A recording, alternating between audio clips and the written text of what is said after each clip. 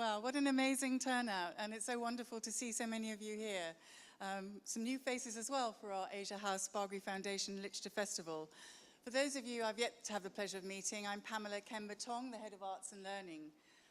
We also support a cultural program here at Asia House, which is unique because it covers over 40 countries of Asia and the region and of those of the diaspora. Michael Lawrence, our CEO, is away at the moment in Vietnam, sends extended warmest welcome to you all, and also to our special guests and our speakers for this evening's opening night. When I saw the Bagri Foundation had tweeted the followers to cancel all plans for tonight and make sure you come here, thanks very much, Nish and Nikesh, because you certainly took the directive to heart, and so thanks for making it a priority tonight. This year's festival is under a new directive, and I'm extremely pleased to introduce Anna Temby to you all. Anna is our Asia House Literature Program Manager who's joined us last year, but I have to say she's brought together an incredibly exciting array of authors for us all to enjoy over the coming weeks. So I'm going to pass the mic now over to Anna to introduce our Asia House Bagri Foundation Literature Festival 2018 in more detail, and of course to welcome our evening's guest speakers. So over to Anna.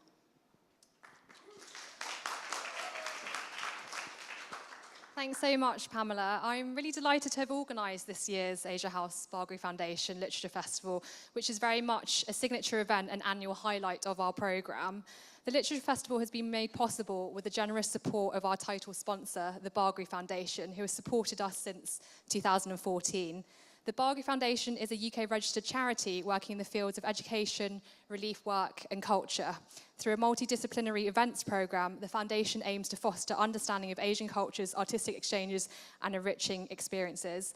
Special thanks go to Mrs. Alka Bagri and the Bagri Foundation team, who we have the pleasure of welcoming for this evening's opening event. At this year's festival, we will be showcasing writing from Turkey to Tokyo alongside stories from the Asian diaspora. We've got a really fantastic event to kick us off this evening with Nikesh Shukla and Nish Kumar. While I'm sure neither needs an introduction, I will say a few words about both of them. Nikesh Shukla is a writer and social commentator. His debut novel, Coconut Unlimited, was shortlisted for the Costa First Novel Award 2010 and longlisted for the Desmond Elliott Prize 2011. And his second novel, Meat Space, was critically acclaimed. He is the editor of the essay collection The Good Immigrant, where 21 British writers of colour discuss race and immigration in the UK. Nish Kumar has achieved huge success on the stand-up circuit with 5 rave-reviewed stand-up shows at the Edinburgh Fringe Festival, 2 of which have been nominated for the prestigious Comedy Award for Best Show in both 2015 and 2016. On screen, you can see Nish on the likes of QI, Mock the Week, and Live at the Apollo. Most recently, Nish starred alongside fellow comic Joel Dommett in a 6-part travelogue for Comedy Central, Joel and Nish versus the World, and hosted his own satirical spoof news series, The MASH Report, for BBC Two, which will return late 2018. Before I hand over the microphone, I'd like to say that if any of you like to tweet or Instagram tonight, our hashtag is #AsiaLitFest. If you need our Wi-Fi password, it's AsiaHouse2018, capital A, capital H. After the talk, please do join us for wine and canapes. And you can also buy copies, most importantly, of Nikesh's book, The One Who Wrote Destiny. And we have the pleasure of Nikesh signing copies of the book this evening. There's also going to be some copies of The Good Immigrant, which Nikesh and Nish have kindly agreed to also sign. Please note this evening's event will be filmed. And finally, our Literature Festival runs until the 6th of November with a few events every week. So please do check our website out, asiahousearts.org, or pick up a programme in reception and at the bar before you leave. So without further ado, please join me in giving a really warm welcome to Nikesh Shukla and Nish Kumar. Thank you.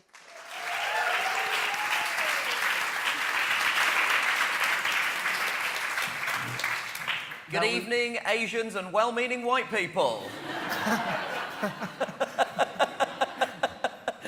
Nice to see you all. This is what I call a heavy remain room. Nikesh, it's lovely to see you. It's great to be here. We are going to talk about the novel The One Who Wrote Destiny and Nikesh's wider career. Just before we get into it too far, who has read the book and who, by way of a show of hands?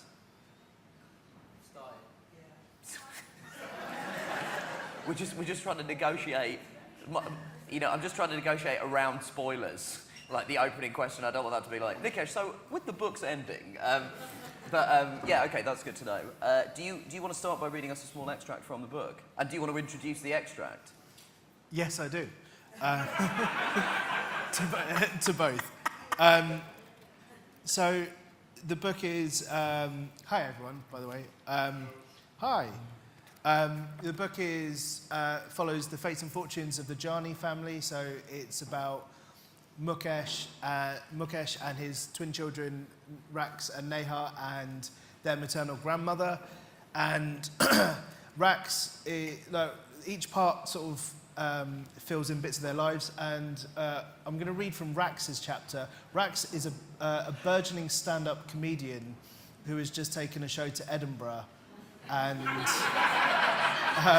and is based on absolutely no specific person.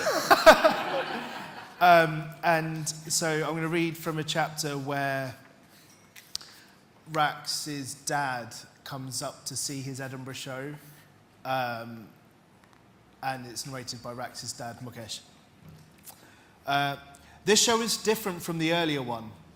This time, the comedians, who are drunk, come up to do 5 minutes of material about the politics of the day. We are in a pub. The stage area has been dressed in a big black curtain. A man is talking about the Prime Minister and people are booing.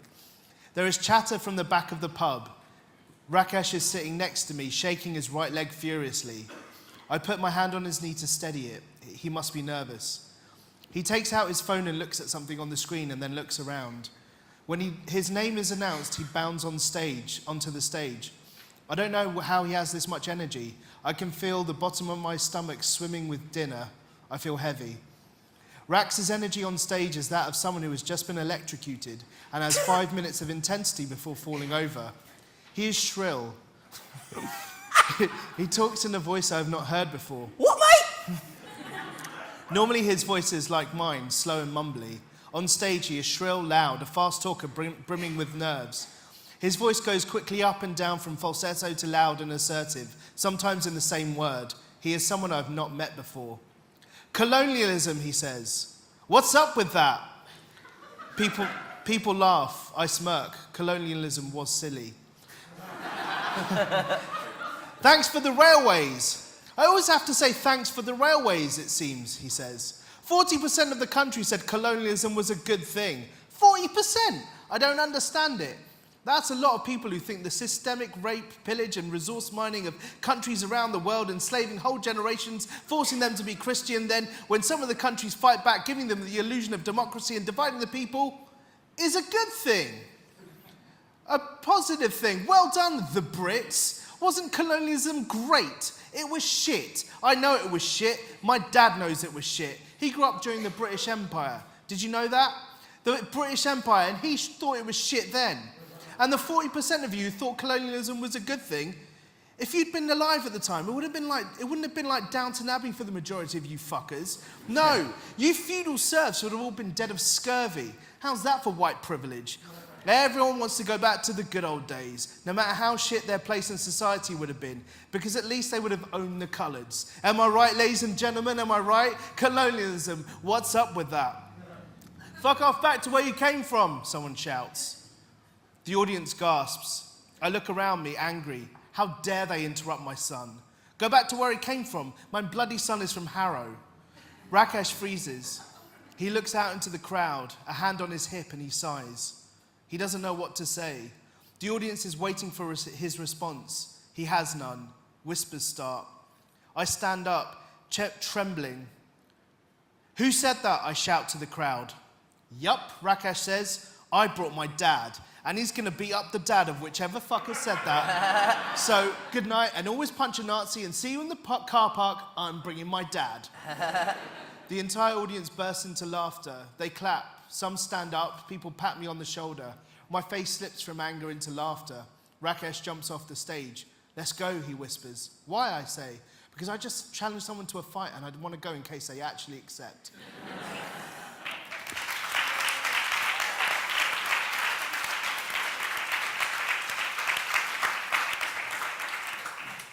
Yeah, where do you get your ideas from, Nikesh? A shrill British Asian stand-up comedian doing material about colonialism. There's this guy called Ahir Shah. He's great. I want to start this chat with a DM that I received from you on Twitter on the 25th of September 2015. This is in no way self-indulgent, by the way. You asked me if I were a comedian with a decent paid show and I was finishing my show at 10 and heading to do 10 minutes of a legendary late night plays in the festival, where in Edinburgh would I head for? And that was a very confusing question to me. But Nikesh told me the wider context was that he had started writing a novel. But the more digging that I did into this, that wasn't the starting point at all, because the first idea of this, what ended up being this novel, occurred to you when you were 19? Is that right? Yeah. So when I was 19, I was sitting in my 1999. I know, I can't believe I'm nearly 40 either. I was sitting in my university dorm room thinking I was going to write the great British novel and drop a fire mixtape all in a semester. And I did neither of those things. But the novel I was really obsessed with. So there's this story in my family. It's this true story in my family. So my uncle Mehesh was one of the first people to come over in my family to come over to the UK from Aden, where they grew up, and he ended up in Keighley because it was the only place near to London that he could find lodgings that accepted coloured people. Keighley, 222 miles away from London. And so he started a family in Keighley, and he brought the rest of our family over, and he tried to buy a house and in 1968, so he took the whole family to visit this housing estate where houses were being built, and he phoned up the building company and said he wanted to buy one of the houses, and he'd got a loan from this company where he'd been doing an apprenticeship. And the person on the phone said, "Were you from the coloured family that came to look just now?" And he said, "Yes." And they said, "Sorry, we have a company policy. We don't sell houses to coloured people." And he said, "Well, did you know that's now illegal? Because it was 1968, the Race Relations Act had just come in." And he took them to court. And my uncle is the first person to have ever brought a case of racial discrimination under the 1968 Race Relations Act. And hold on, it didn't go that well, because when they brought the case to court, the barristers had to jump through some legalese hoops that they kind of mucked up. And so the judge had to dismiss the case. But in his summary judgment, he said that had he been able to try the case, then he would have found that racial discrimination had taken place. And so the company ended up changing their policy. And so I thought I was going to write a novel about this one thing, about this trial, and about how the company that my uncle was working for was so shamed that he was embarrassing them, and he was sort of causing a fuss and all of this stuff. And I just couldn't get to it. I couldn't work out what it was, what the novel was. I had these characters in my head. And so I put the novel down, and I kept coming back to it in between each of my novels. And then I finally met you and started working on other bits of the novel. And I was listening to this podcast interview with Mitch Hurwitz, who created Arrested Development, and he was talking about how most sitcoms kind of have this construct of commedia dell'arte, where you have like a matriarch, a patriarch, a craftsman, and a clown, and you put them in a confined space, and you give them something that they all want, and then you just put obstacles in their way to stop them from getting it. And that is most sitcoms, right? So I thought what would happen, and that was a thing that kind of unlocked this novel for me, because those were my characters, those archetypes. And I thought, well, the thing that I keep trying to do in this novel is put them into a room, but actually what I'm going to do is I'm going to take them out of the room and send them down their own paths and see what happens. And that's how the novel kind of came together finally. Right, okay. So this is kind of, in a way, you've kind of been building up to this for your sort of, your adult life. But I just want to go back to you at 19.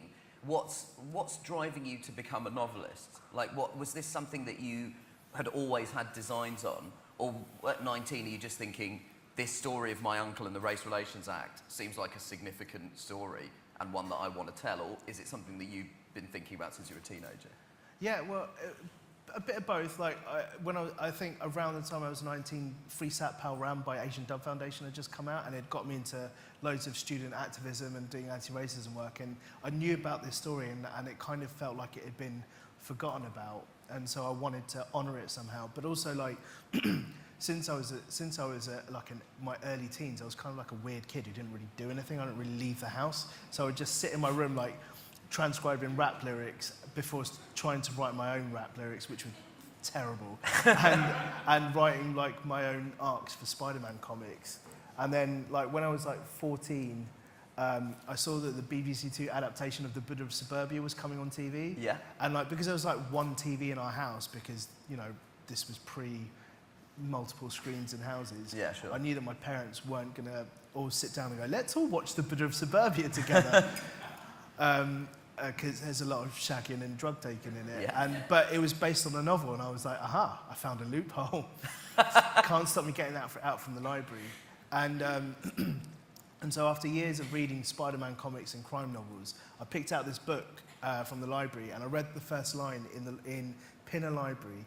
And the first line of The Buddha of Suburbia is, my name is Kareem Amir, and I'm an Englishman through and through, almost. And there was that one word, almost, that I was like, holy shit, like, this guy gets me. I'm an Englishman through and through, almost.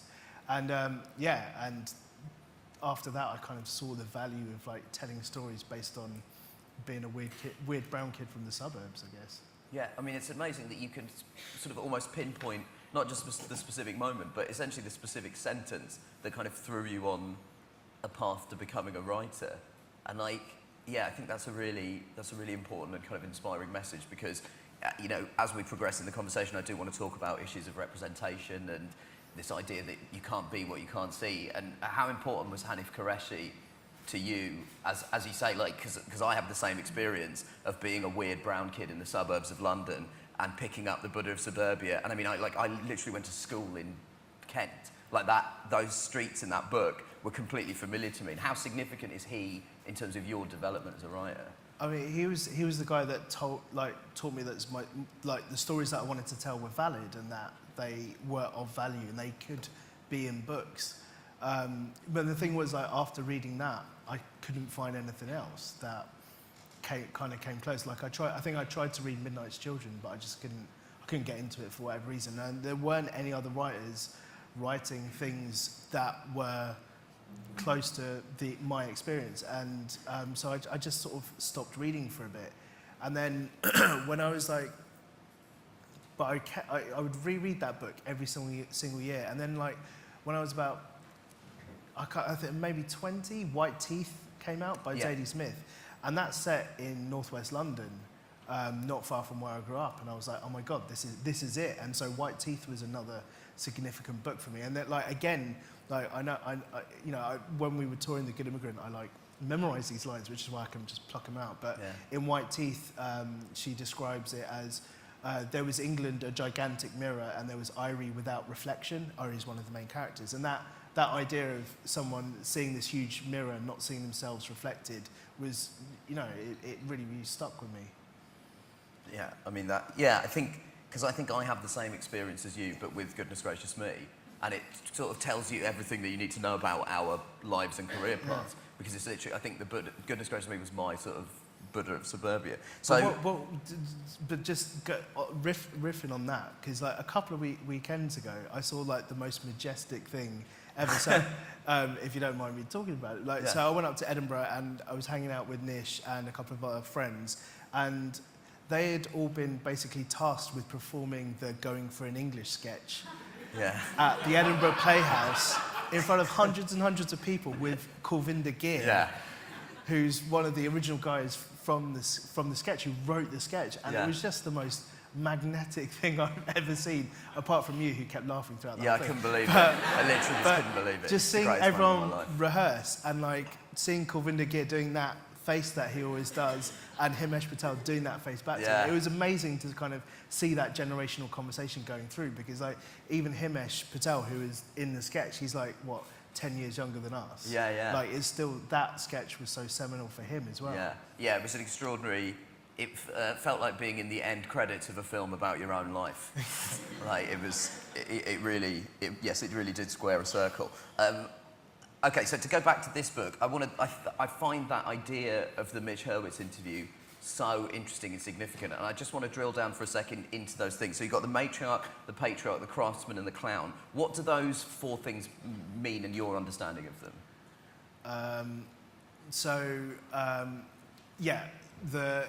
In the context of the book, the matriarch figure is the maternal grandmother. She has come to England to make a home for a new family, and it hasn't gone as well as she would have liked, so she's gone back to Kenya.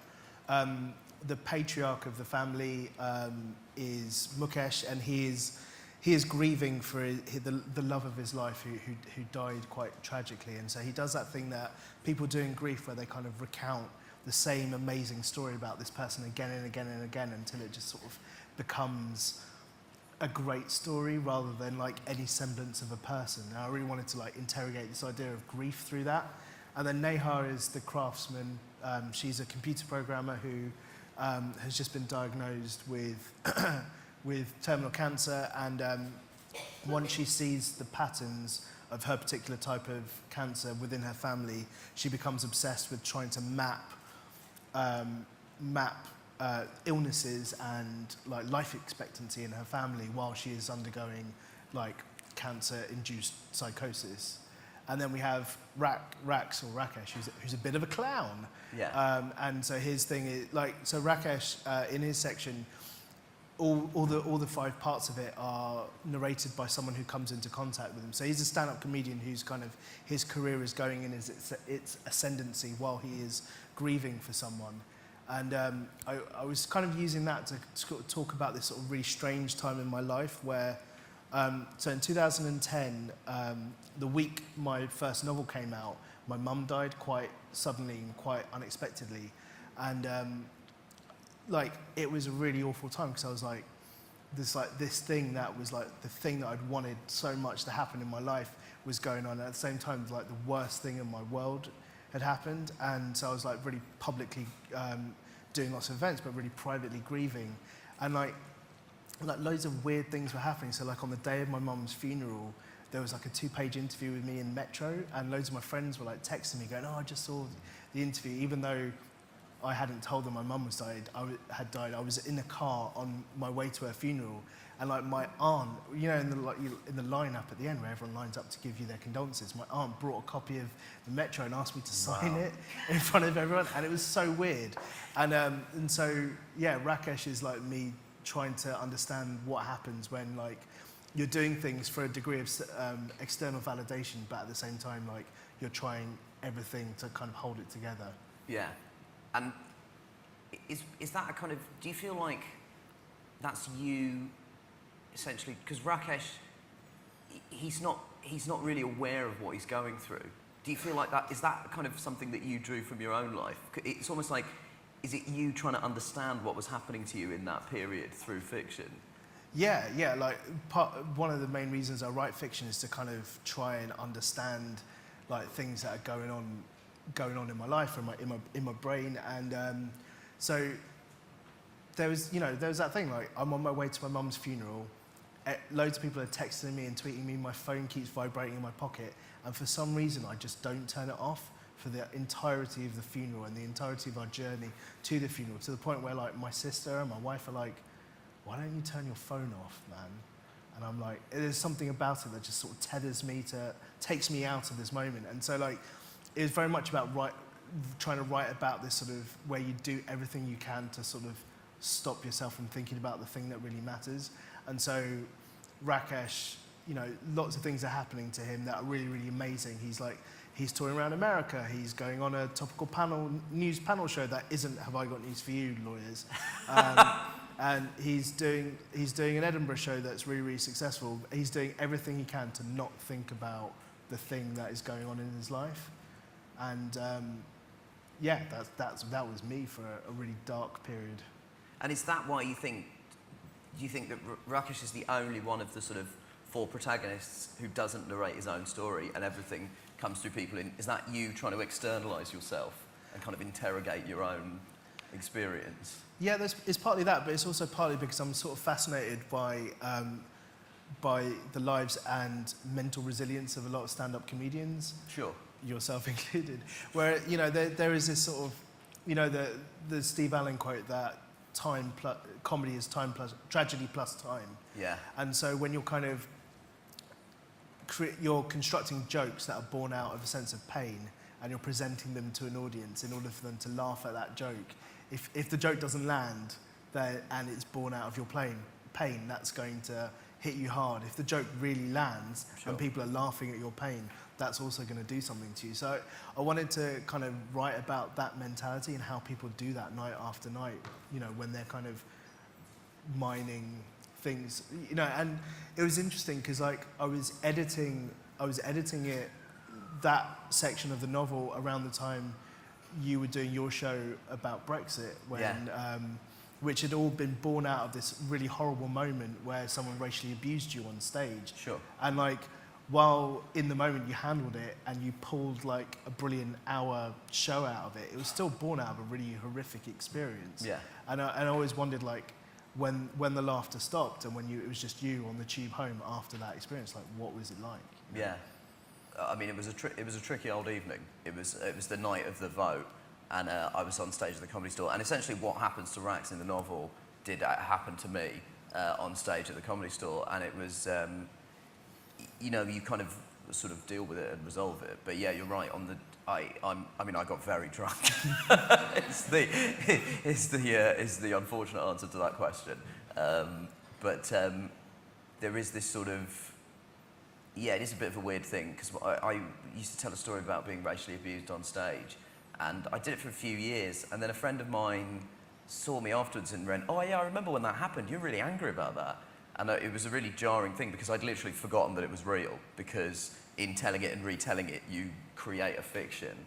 Which is the first part of the novel as well. Yeah. You know, in the retelling of these stories that we construct to narrate our lives, like, they stop having a tangible root in what actually happened. Sure.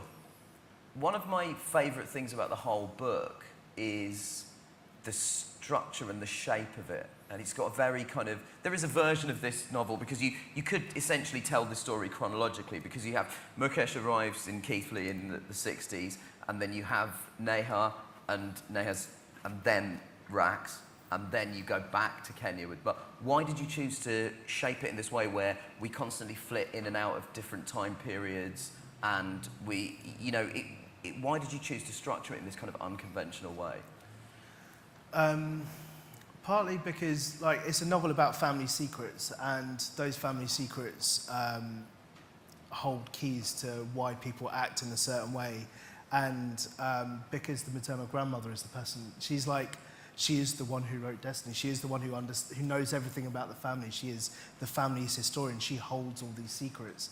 And so to kind of understand why this family has ended up where it has ended up, you need to know about her. And I wanted to try and, you know, a lot of really sad stuff happens to this family, but I wanted to kind of have like a happy-ish ending for them in a weird way. Yeah. And also, like, part of me wanted to write about the British, like the South Asian, East African connection, because I don't feel like enough British writing has kind of, or fiction at least, has like looked at those South Asian communities that came of age in Kenya and in Tanzania and Uganda. And, like, you know, my dad's family is from Mombasa, and I wanted to write about it, but I wanted to kind of write about it in different time periods as well. Do you think is it a novel that's informed by Hinduism in a sort of strange way? I just felt like a lot of the talk about destiny and the idea that things are predetermined really reminded me of sort of things that my grandmother would say, and like tenets of Hinduism about predetermination, and, you know, the idea that there's a fixed notion of what this life is going to hold for you. Yeah, so like, you know, the title is a riff on the song from Naseeb, the title song from the film Naseeb, and I wanted to kind of, so neither of my parents grew up in India. Both of my parents, my dad's from Kenya, my mum's from Aden, and so when they would like, you know, teach me and my sister about our culture, we'd ask questions. Why is it this way? Why is it that way? And they wouldn't know the answers. And sometimes they would defer to an Indian relative when they were over. But my parents would never know the answers. And my mum used to talk about destiny in whatever way suited the narrative that she was trying to get across. So like, she'd be like, you know, you have to work hard to fulfill your destiny. And then she'd be like, but everything's pre-written. And I'd go, well, if everything's pre-written, why do I need to work hard? And like, just like really inconsistent stuff like that. And so I wanted, my dad doesn't believe in destiny. He believes in, my dad is a great believer in like the power of coincidence. And like, will not take it if I go, yeah, it's kind of like destiny, right? And so like, each of these characters has a different preconceived notion about what is destiny, what is patterns, what are predetermined, what shapes us based on our knowledge of the past, and what we should take for granted because it's already pre-decided. And ultimately the answer is, spoiler alert, who the hell knows, right? But it's a great 300 pages before you get to that ambiguous conclusion. One of the, I mean, that's an interesting thing we talk about drawing on your parents, because the novel definitely contains elements of a conversation between generations. And one of the areas that the conversation takes in is the idea of racism. Yeah. And different generations' attitudes to racism, and you sort of examining the way that Mukesh almost is, you know, he's kind of contemptuous of things like microaggressions and stuff like that. Yeah. Is that something that you're very conscious of? And if so, do you feel like you fall down on one side or the other, where an older generation of Asians in this country experienced racism that might have involved getting their head kicked in, and we get upset when someone wears a bindi to when Glastonbury? someone wears a bindi to Glastonbury? You joke, but I didn't want to bring up really that specific example. well, no. So in the late 60s, my dad was waiting at a bus stop with his friends, and some NF people set upon them and bottled my dad, and my dad couldn't get help quick enough, and he nearly bled to death. And so for my dad, that was racism. Yeah. And I'd come home from school and go, they were making fun of me because my clothes stink of mum's cooking, and he'd go, so what? And, you know, so we'd have this tension where, like, I'd come home and talk about this stuff, and he'd go, that's nothing. And it was always like, it's a really, really hard thing when someone goes, this is nothing, and then goes to 100. Like, and it was when the work we were doing around The Good Immigrant. I tell you what, the first time we had a really honest conversation about, like, the kind of coming together across the polar opposites we found ourselves was in the run-up to The Good Immigrant. Like, I don't know if anyone remembers, but there was a time when people were really horrific about immigration on social media. Oh yeah, that's now. That's all the time. But it was specifically around the time of the Breaking Point poster. Nigel Farage standing with his legs akimbo in front of this poster that said Breaking Point. And I got really upset about it, as did most people. And I tweeted a picture of me and my dad, and I wrote a little like thing about how I was hashtag proud child of an immigrant, and how I was sick of the word immigrant being chucked around like it was a slur. And did it like really quickly as I was like leaving my office to like cycle home. And I got back home, and that post had gone viral because loads of people had started adding stuff onto it. And people started phoning my dad going, your son has turned you into an internet viral sensation. And my dad was like, okay, first of all, what is viral? Yeah. And second of all, what is the internet? Can I get it in my house?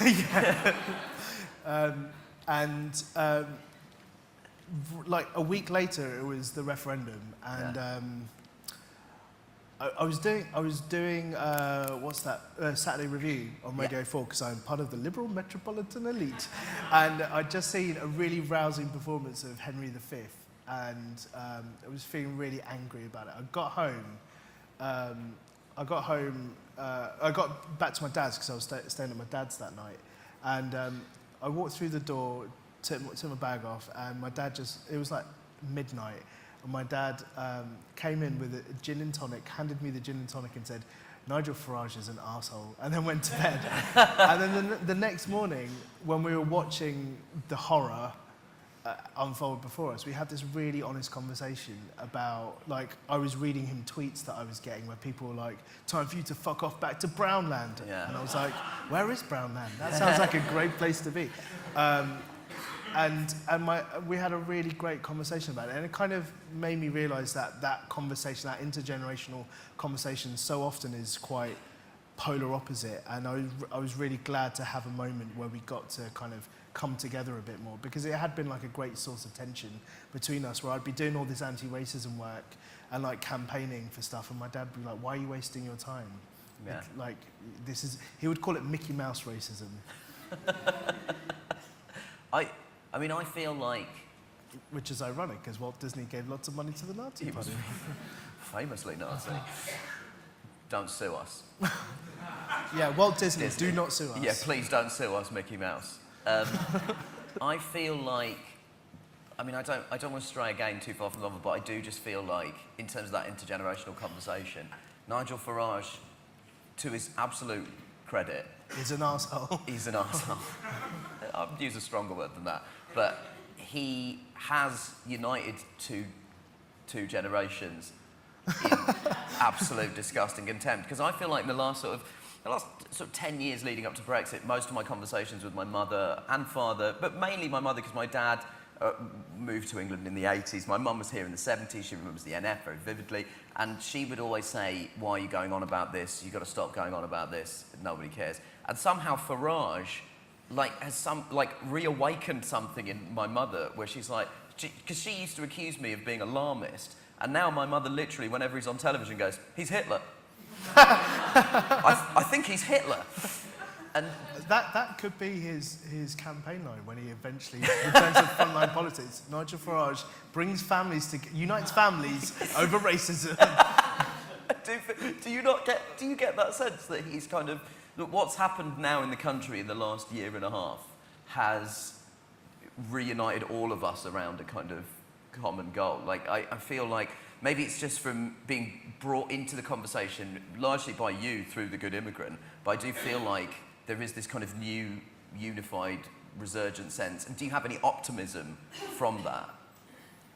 I think my optimism comes from, like, I spent 2014 till earlier this year as a youth worker, working with lots of young people to kind of create a magazine, and like where they would write stories about and essays and make documentaries about issues that they were really passionate about. And when we set up the magazine, I just assumed they were going to be like reviewing Minecraft levels. And yeah. Do you have levels on Minecraft? I don't know. Or writing about music. But like the first article that was pitched was about gentrification in an area of Bristol. And it ended up being a really political magazine. And I thought maybe it's just attracting a certain type of young person. But we went into loads of schools and did lots of work with kids, and all of them had something to say. And I thought, yeah, this next generation, we're in safe hands, because like, not only is the next generation politicized, whether they're politicized with politics that I agree with or not, what they seem to be is like have a much stronger sense of the nuances of identity than we do, because I feel like as well as being that sort of mid-generation between digital natives and digital non-analog Digital immigrants? Digital immigrant, yeah, maybe we're digital immigrants. We've also, like, you know, I've had to learn a lot about conversations around sex and gender, and like, you know, I'm middle class, so I've had to like read about class issues and things like, you know, and social issues that aren't necessarily within my small worldview to kind of understand them. But I feel like young people have kind of, it's there, those conversations are happening on Tumblr or in YouTube comments, I don't know, but they seem to be happening in a way that is much more progressive than it ever was with us. Because like, I remember, I feel like I'm in a generation where pretty much everyone I know of my age probably referred to something they didn't like as gay when they were pre-teen. Yeah. And Yeah, 100%. now not a lot of people would stand for that, Yeah. of that generation. So, yeah. That's good. That's a nice bit of optimism. I'm going to ask I'm Nick just here. talking about Bristol, which is like a weird Portlandia-esque hippie paradise. I don't know what things are like in Bracknell. Things might be worse. No one does. I'm going to ask Nikesh one more it's quite a big question that I want to ask you, and then we're going to throw open the floor to Q&As. So be thinking about your questions, and I would insist, I've been to a few book events, do try not to make the question a thing that you think that's clever and isn't a question. do try and avoid basic smug statements and then at the end going, don't you agree? Okay? I know this crowd. I will not stand for it. Obviously, it's weird. It's an interesting experience reading a book where one of the characters is explicitly based, or at least in part explicitly based on you. But there was On one Josie point, Long, yeah, on me sure. and on Josie Long, yeah. But there was one point where I felt like it broke out of the novel and almost you were speaking directly to me, or at any rate. There's a line that Mukesh says when he watches Rax at that gig. It's from the same section of the book that you read. And Mukesh goes on Rakesh's social media, and at the end he says, he has more followers than I thought. He must become a leader. Do you think I should be Prime Minister?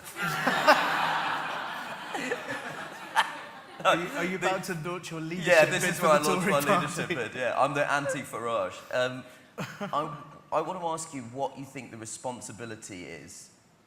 And the answer may well be there is none.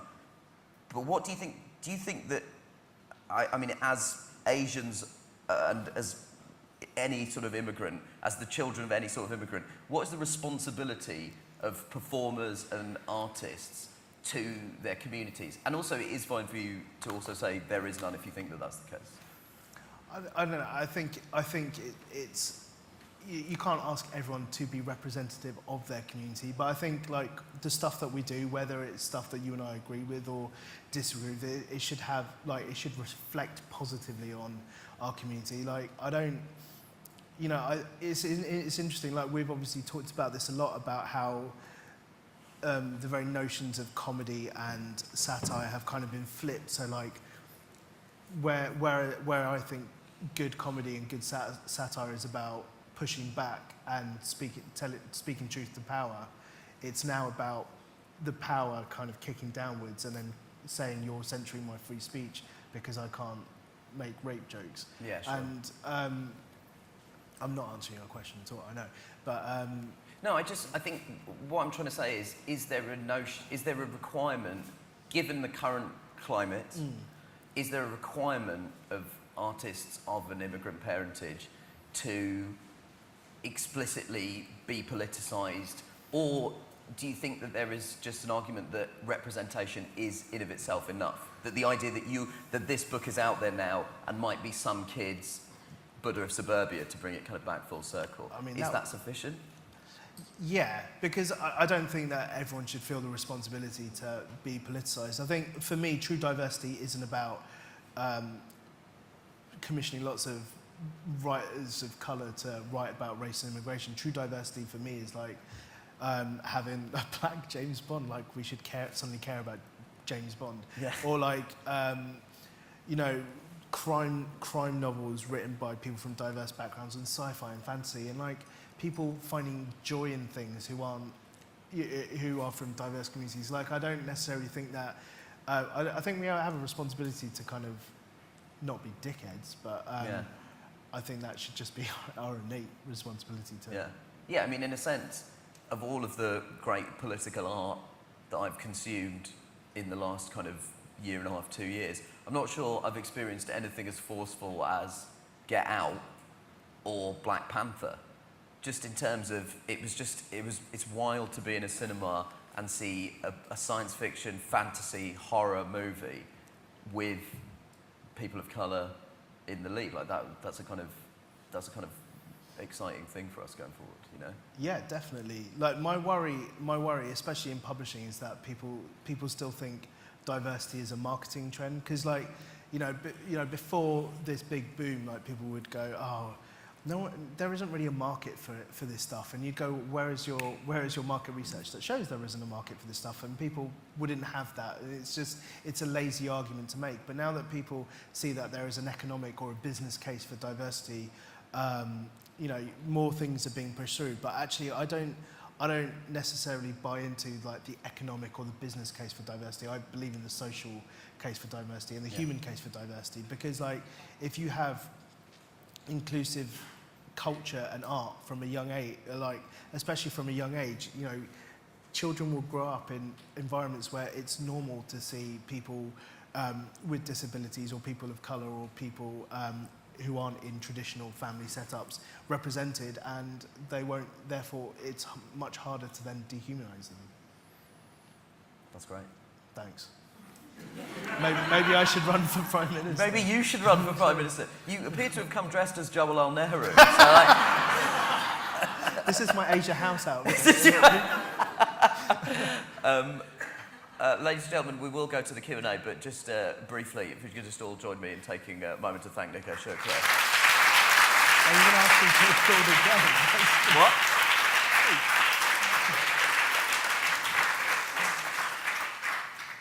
Okay, let's start with the questions. So, I guess... Can we have one from that room first? Because I feel like... Okay, we've got a second mic. All right, well, we'll go to you in a second. Let's just ask from the naughty room first. Oh man, that room really filled up. There's loads of people in there. Hi, I'm Seher Sarwar from SOAS, University of London, British Pakistani. I'm wondering if you, for example, earlier referring to goodness gracious me, things like East is East, West is West, there's definitely an appetite for those milestone theatrical, TV and literary moments. Why are there not enough on screen or circulated at literary festivals? Why are there not more Romeshes, Nikeshes and Nishes around? Why do we all refer to them as milestone people that we just see and hear about? Why are you not on our screens a lot more? So, hey, I'm saying the same thing. Yeah, me too. Why aren't there? Well, I think there's always been a problem with gatekeepers, and so I imagine this. So it's been 25 years since Bargy on the Beach came out, and I wrote an essay this year about 25 years of Bargy on the Beach, and I rewatched it, and it's still one of the most groundbreaking films I've seen in ages, and it's still relevant to this day. But I wondered why there hadn't been any other filmmakers like making films in the 25 years since Bargy on the Beach. And I think it's because there will have been instances where people would have said, this is too much like Bargy on the Beach, so we're not going to commission this. And so people would then produce something that was wildly different from Bargy on the Beach, and people would go, I was really hoping for it to be a bit more like Bargy on the Beach. And you could say that, like, I've definitely been told that my book was not enough like Buddha of Suburbia and too much like Buddha of Suburbia, my first novel. And also it goes back to this sort of perceived market thing. Like people have said for ages that there isn't a market for these things, and I'm convinced. Like, I'm talking specifically about publishing, but. And I know things are different now than they were in 2015 when I started on this journey to try and diversify an industry. But you'd have people sort of making these sort of wildly generalistic market decisions about what kind of markets there were out there without having done any analysis of how to sell to like BAME audiences or attract them or retain them.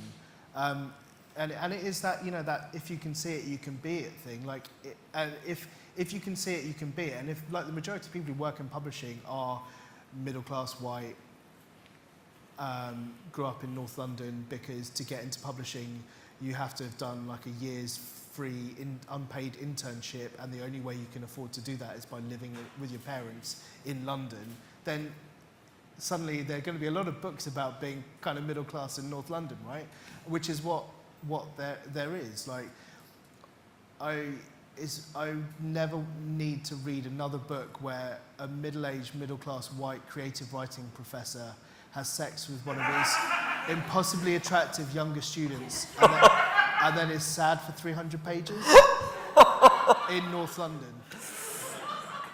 But that's what's happened. And like now people are changing things, but you know, the thing is, like, when I think about who is doing all the changing, like, I should just be writing, you know, instead of setting up prizes and setting up literary agencies and doing the good. Like, the Good Immigrant shouldn't have had to have existed, but it did because we kind of felt a need for it and no one else was doing it.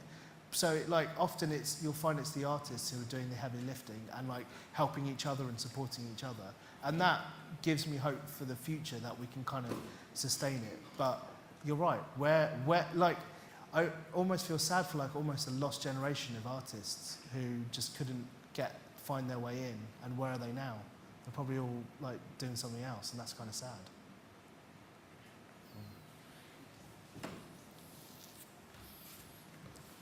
Hi, my name is Fabiha and I'm a stay-at-home mom. I was referring to your incident about your dad's racism. So I'm pretty sure he must have encouraged you to have brown friends and be around your brown people. Do you think as a generation, our generation, we're doing enough to encourage our children to integrate in the society more, or are we still hanging on to the cliques of our race? Because racism, I feel, is both ways. I mean, my dad sent me to a predominantly white school. He was like, go and be with the people who are making the money. I don't know. I mean, it's hard to kind of make pronouncements on whole communities and like who is doing what. I think that I find like the integration versus assimilation conversation really, really hard, because I think that there's such a muddled idea of what it is to be British in the first place that I don't know if there is a collective sense of what it is to be British to even integrate into. Like, so in school, in year 7, like when you're taught, all children have to learn about British values. And British values are like, what is it? It's like an understanding of the rule of law and democracy and respect and tolerance for other people's beliefs and faiths or lack of. And like, you've got a Tory government that can't even abide by its own rules, but of like this program that it instituted. And, you know, like with what's going on with Brexit, as we kind of hurtle into this abyss, like we don't know what this collective idea of what it is to be British, or what it is to be brown and British, or what it is to be British and not white. And I don't know. I don't know what the answer is, to be honest. Yeah, I mean, again, it's hard to sort of make big pronouncements about community, but I would again echo what you said in terms of the way I was raised. I was aggressively pushed by my parents to make sure that I was constantly integrating. Like, my parents made a big song and dance. My parents essentially were like, we're guests in this country, so you better learn. And if you look at both of us now, you have these kind of cut glass British accents. And I think what I see in particularly my mother's eyes, is a kind of disillusionment post-Brexit. Because her feeling, I think, is that we spent years playing by the rules and the country still sided with people who hate us. And I think I see a lot of that. And I think, you know, there's a kind of sadness to both of my parents now that they didn't spend more time trying to, with having me actively integrate with Asian communities in India, because I think they now feel like I don't have an escape valve if everything goes to shit. Like, my parents can go back to India, but like, you know, there's nowhere for me to go back to. So I think that as much as you know, you can make the argument that racism is a two-way street, integration is also a two-way street. You know, we can make the effort to try and integrate, but we have to feel from the other side that there is a willingness and an openness to be integrated, because assimilation is not the same thing as integration. And certainly I felt for a time when I was growing up, this was a country that was welcome to including me in its collective identity of Britishness, but I do not feel that now. I do not feel welcome in my own country. There was there was one summer, I think it was summer 97 or 98, where it was cool to be Asian. Do you remember that? Like, we had a whole summer, it was brilliant. I missed that summer. I might listen to that Talvin Singh album when I go home. Any other questions?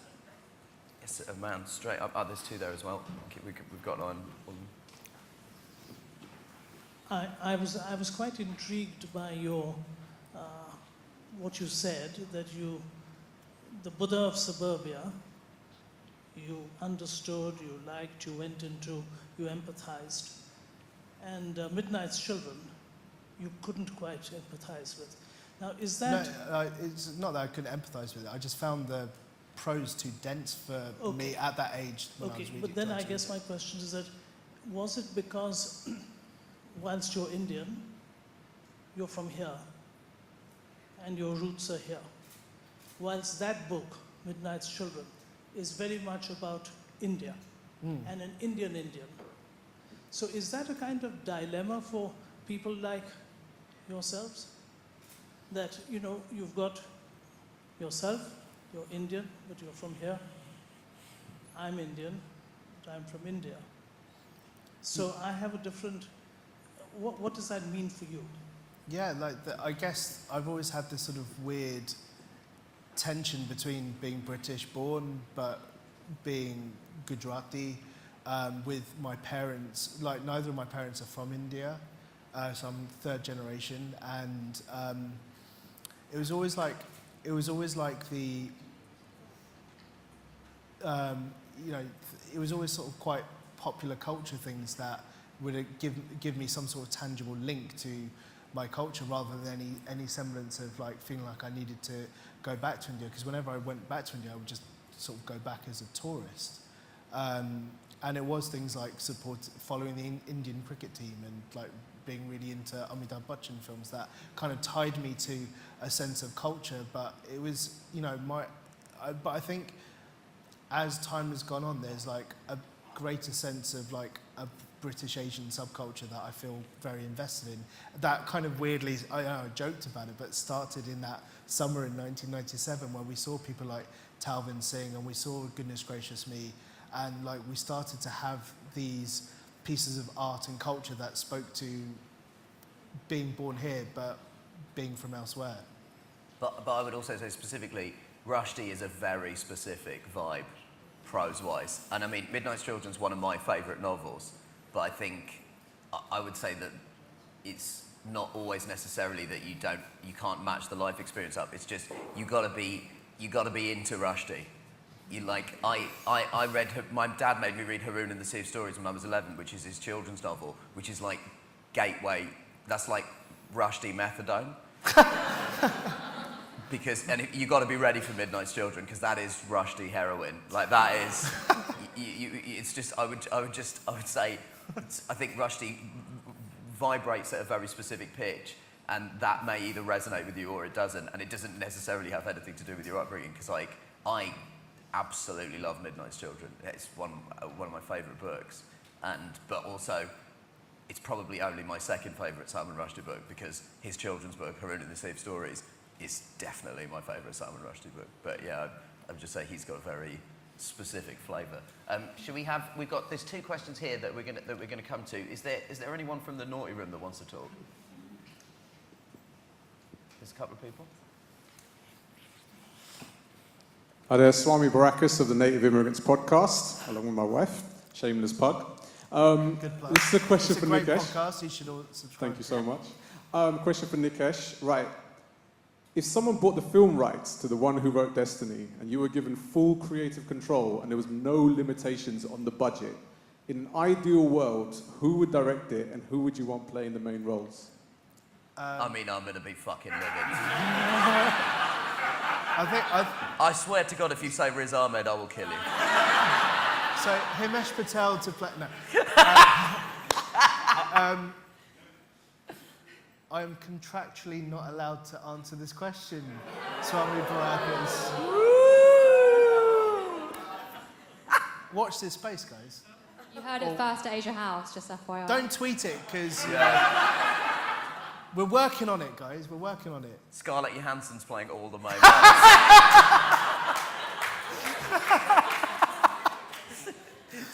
Controversial She's bit got of a casting. brilliant shrill stand-up. She's got a brilliant. She's playing it like Norbit. There's two questions here. Yes, madam. Oh, sorry, the microphone's got to come out to you. Hi Nikesh, hi Nish. Quick Hey. question. I wanted to ask, are you optimistic that as a writer of colour, you're going to stop carrying this mantle, almost a burden, where when you write something, it apparently encapsulates like the entire British experience?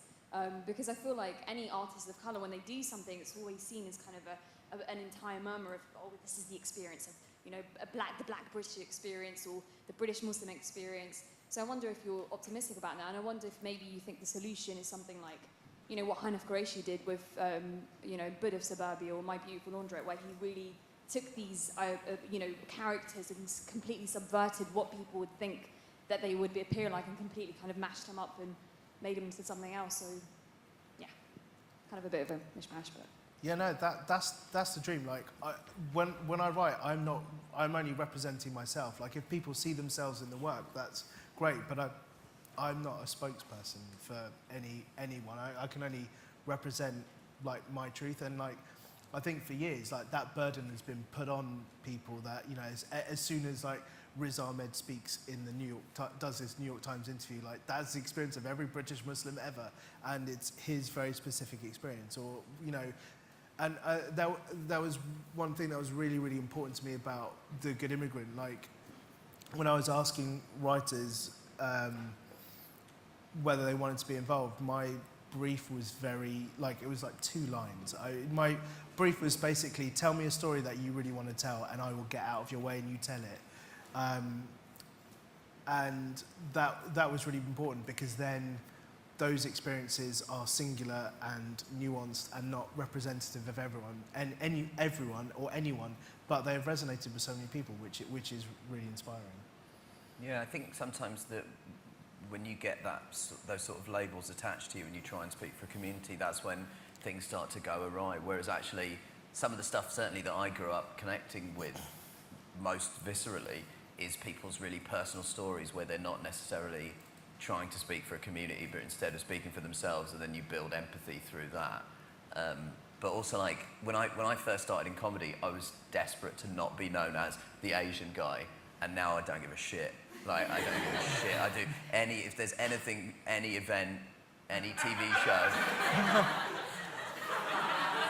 who's got Asian or brown in the title, I'm right in there, because, like, I lost that self-consciousness has gone from me now. If people only want to see me as a person of colour in the media, then I'm absolutely fine with that, because, you know, that's where we're at as a society at the moment. We're fighting for a place at the table, and anything that you can do to help that, I think, is important. Anyway, before I start shouting "Kill Whitey," you, sir.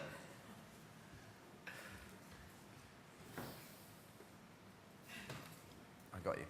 Hiya. Thank you both. My name's Vinay. I work in a PR agency, and a question for Nikesh, really. Is you mentioned something around, say, diversity as a marketing trend. Do you have any kind of watchwords or kind of things to, call out for both the British Asian community and both people outside of that using diversity?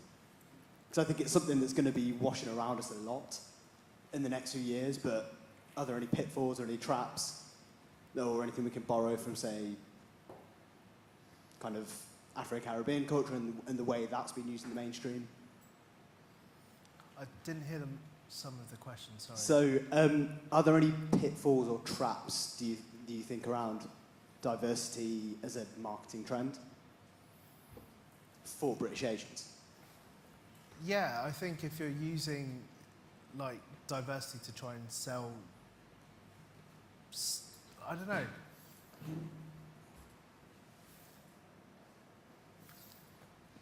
What are the pitfalls? I mean, you can always tell when it's tokenism and not because people have thought about, you know, you can always tell when it's retroactive, like shoved in there, and it hasn't been thought about before.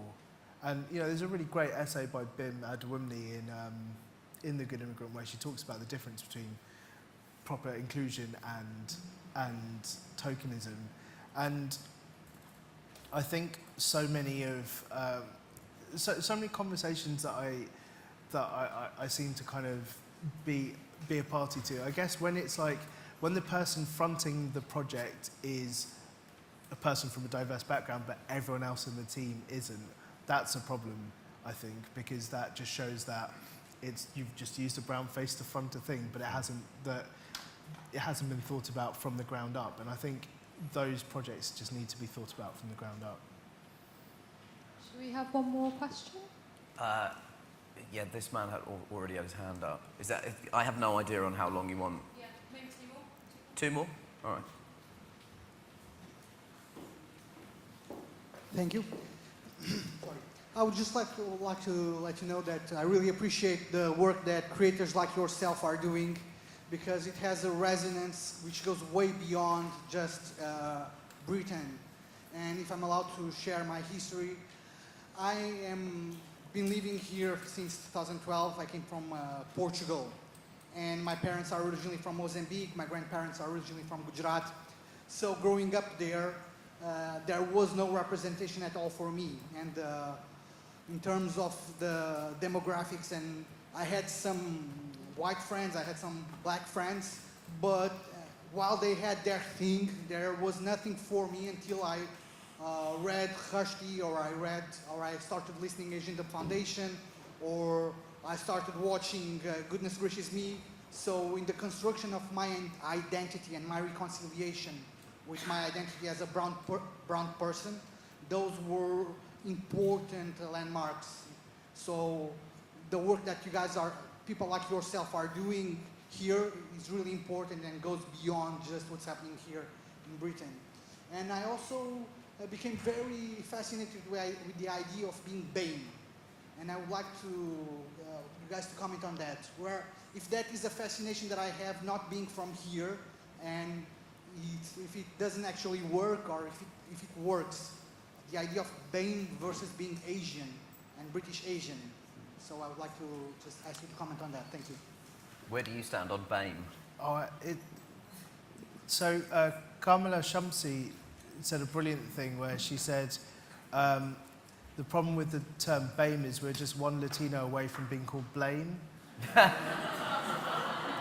And I mean, it doesn't mean anything. So it was like, you know, these are all like equality monitoring form language. It's not language that's rooted in people. And I think that's why people I guess people from our generation and young people have like really adopted the Americanism like people of color, because it kind of feels like you're a bit more in control of it than you know, like an equality monitoring form like BAME, which used to be BME, which used to be minority ethnic, which used to be ethnic minority, which used to be black. In the 70s, like, you know, you can chart it, and it doesn't make any sense to me. Yeah, I think that there's a certain potency to people of colour. The only thing I like about those collective terms is when they become. I feel uneasy about them when they're applied to us, but I like them when we use them proactively, because one of the things that I think is really important is understanding that we're all engaged in the same struggle from an ethnic minority background. And I think that whilst it is important to celebrate each individual community, it's also important to emphasise cohesion between ethnic minority groups and understand that a fight for equality is a fight for equality across all of us. You know, since I was a child, I've come across huge, specifically anti-blackness within the Indian community, and I think that obviously it's disgusting, but it's also, it seems to me to be so illogical that you can't see, if you're from an ethnic minority background, we're all engaged in the same struggle and we're all engaged in the same fight. And sometimes those collective terms, when we use them as a group, I think remind us that we're all in it together and we're all part of the same stronger fight. together, Yes, taking back stronger control. together, taking back control. Vote Browns-it. Back to Brownland. One last no, question, please. Should we go to the adjacent room? Oh, okay. No questions here. Oh, no questions anyone? there. Anna's got She's a got one at question. the corner. Not to draw any attention to the brilliant comedy writer Anna Salim. Hi. I mean, we were the only ones who applauded you. So remember that when you do your EGOT speech. I'll try, but I may be too famous by then. So I was going to ask about anti-blackness, but I think my question is going to be more important. As of yesterday, is it true that you've been cast in Hamilton? No, because yesterday I met Lin-Manuel Miranda because I'm cool. I'm not cool. And he had bought my first novel, Coconut Unlimited, and I was joking about, like, there's a section in it where I've recreated the first ever rap lyrics I ever wrote, and he asked me to rap them. And like, I read that passage so many times when that book came out. I never had any qualms about it. But suddenly when you're sitting in front of Lin-Manuel Miranda, rapping purposefully crap rap lyrics at him, you realise that life is weird. And he is going to be playing Rax in the film of The One Who Wrote Destiny. Yeah. I mean, I don't want to, like, it could be a real fun way to end that, just with, like, Nikesh met a cool guy. So I don't want to drag the vibe down, but just by ending on something semi-serious, like, we talked a lot about diversity and how it's important, and representation speaks to people from those backgrounds and makes them feel included and part of the conversation. But I think it's also important when we talk about diversity and representation to stress that it enhances all of society. Like, diversity and representation doesn't just improve the lives of people from the specific backgrounds that are being represented. When I was watching Hamilton, I was honestly like, it was such a diverse audience, and everybody was absolutely loving it. Like, the world is a better place for Hamilton. And sometimes when people talk about diversity and representation, it isn't just for our own good. It's actually because if you don't have diversity and you don't have representation, you might be missing out on something that could benefit the entirety of mankind. Like, I don't think there's any person on this planet that has not benefited from Black Panther. You know, like, I really, even if you haven't seen it, it's made your life better. And I think sometimes that as much as it's important to talk about representation and how it makes us feel, it's also important to talk about diversity and representation, because often the conversation is that, well, diversity is an impediment to excellence, but I think it's time we stress that it's a facilitator of excellence, and by widening the cultural pool, you're opening yourself up to more great work. And I think the focus is often that diversity is only for people from diverse backgrounds, and I often think about the Ghostbusters film when they recast this Sacred Cow favourite film of every internet nerd man with 4 women. Like, this was a film where people could suspend their disbelief enough for a world where there were ghosts that needed busting, but they could not suspend their disbelief enough for a world where there were women who could bust ghosts. And that's because these men haven't been exposed to diversity. And that's why I'm so adamant that it needs to happen on screen for kids, in children's books as well. Stronger together. Taking back control. Brexit means Brexit. And on that unorthodox note, I think Yeah, thank you so much, Nikesh Shukla and Nish Kumar, everyone. Thank you.